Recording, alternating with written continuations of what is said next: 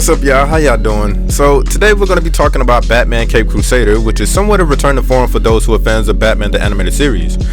Now, if you aren't aware, and definitely if you aren't a DC fan, before the MCU and all these modern DC films and shows, there existed the DCAU, which was an abbreviation for the DC Animated Universe, where Batman the Animated Series was really crucial in its becoming. This show, along with Superman the Animated Series, would later on give birth to the Justice League and the Justice League Unlimited show, respectively, with other shows such as Batman Beyond, Static Shock, so on and so forth. Now, when I said Batman Cape Crusader is a return to form, I didn't just mean by the feel, but also the look and somewhat of the style. But that's understandable due to the return of the man, the myth, the legend, Bruce Timm. And he's kind of like the Zack Snyder of the DCAU. And just like Batman the Animated Series, here he brings the same atmosphere, and I really must say it kind of felt nostalgic. But there are some obvious differences this time around, and it's really noticeable. Well, for one, this show does not shy away from people meeting their maker, if you know what I mean. In gaming terms, it means that permadeath is in full effect. The second thing that I noticed was something at first I didn't like, and that had to do with the bold changes due to the iconic characters that are monumental to the Batman mythos. Now, being a fan of the Batman animated series and seeing the changes in how some of the characters appeared within the adventures of Batman and Robin, it still kind of rubs me the wrong way, but I learned how to get used to them over time. Here, I kind of felt the same way to a degree, but Warner Brothers along with other iconic cartoons have been doing this reinterpretation of classic characters that I somewhat disagree with, and just now, well, accepting it as being the sign of the times, I guess. I mean, to me personally, I kind of believe the term or the reasoning for this is, I guess, what do they call it, DEI? So what does that mean for this series? Well, you can expect to see some race swaps and gender swaps of some beloved characters. It's not a deal breaker at all, but it just makes me think that this has become somewhat of Warner Brothers' stamp of approval, and maybe not just them. While we're talking about the appearances, let's look at some of the costumes of some of these characters, starting off with the one that pretty much caught me off guard when I saw her, and that's the one and only Harley Quinn. Now, her character was normally portrayed as an immature girl with a jester outfit. You know that she would be up to no good, but it will always be in like this playful like tone. At least within the Batman animated series. In the video game, she would have the same personality tone with just a little bit of sassiness sprinkled in here and there, and even within her portrayal within the live action films. She always displayed this playful and manic type character. When I saw her character design here, I didn't get any playfulness from it actually. I was more so creeped out by how serious it looked. I mean, how do you go from looking jolly to being, well, no laughing matter? I mean, they do have the jester part still intact, but look at the colors they decided to go with. And then also look at Harley's noticeable change in body stature. The woman looks frightening. But after watching a specific episode, I acknowledge the fact that in this show, the creator leans more into the fact that this character is almost in every interaction possess a high level of degree within psychological behavior analysis and even psychotherapy. Meaning that regardless of her portrayals, she always possessed a level of intellect that was formidable regardless of how she may appear and behave. Other interpretations and portrayals of Harley Quinn kind of makes this known if you look at her origin story, but it almost feels like it's just forgotten after she transitions from Dr. Harley Quinzel to who she will inevitably become. The next two characters I want to talk about as far as their designs is our main protagonist Batman and also Catwoman, who makes her appearance. This Batman's design must be based off of an older design due to the fact that the Batman that I remember had what appeared to be gauntlets, and here my bro just looks like he's rocking the old regular gloves with these Zelda slip-ons. But make no mistake about it, this is indeed Batman, and as far as the older design of the characters, the same can be said, well, about Catwoman.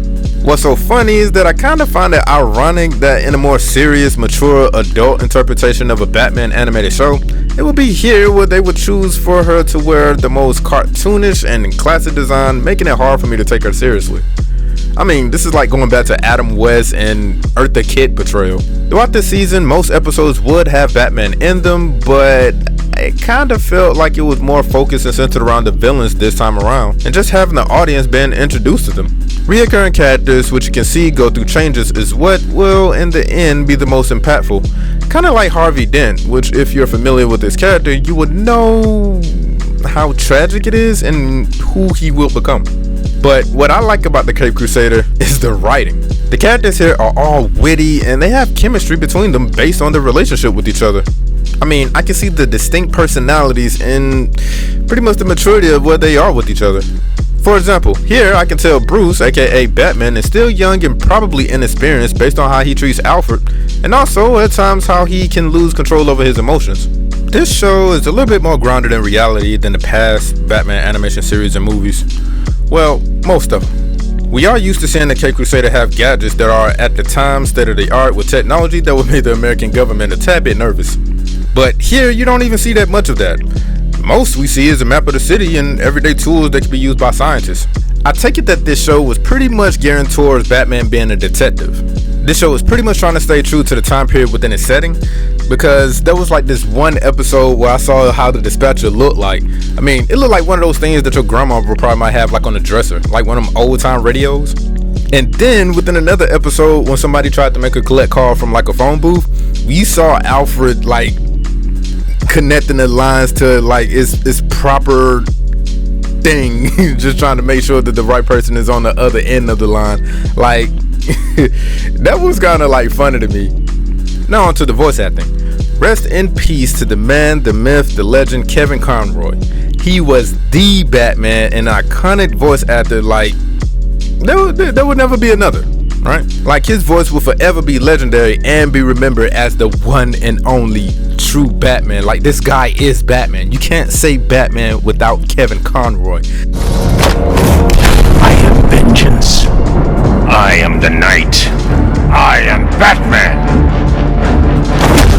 Just like you can't say the Joker without Mark Hamill. Nice of you to say, but you of all people should know there's plenty wrong with me. It goes together, but unfortunately when it comes to Kevin Conroy, it kind of sucks that he kind of left us with a contribution to a title that's not so great. But since then, we did have people that would try to step up to the plate and carry on the mantle of the Dark Knight. Here we have Hamish Linklater.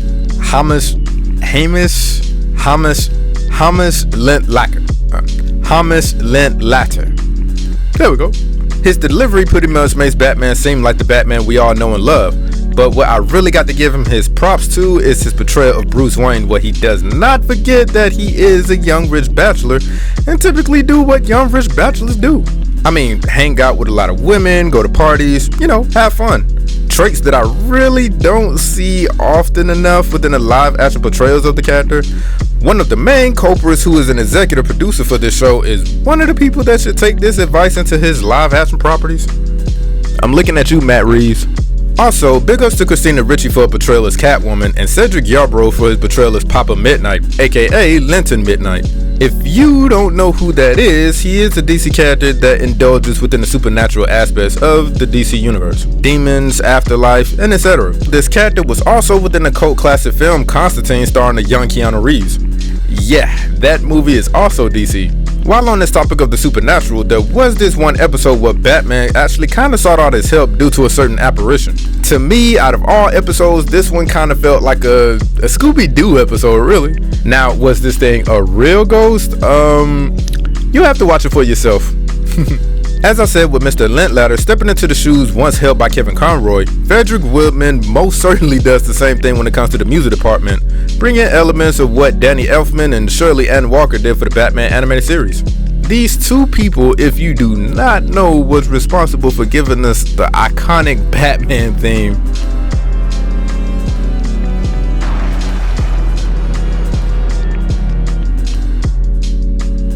Yeah, they will forever be within my memory. Like that, they will forever be the Batman theme.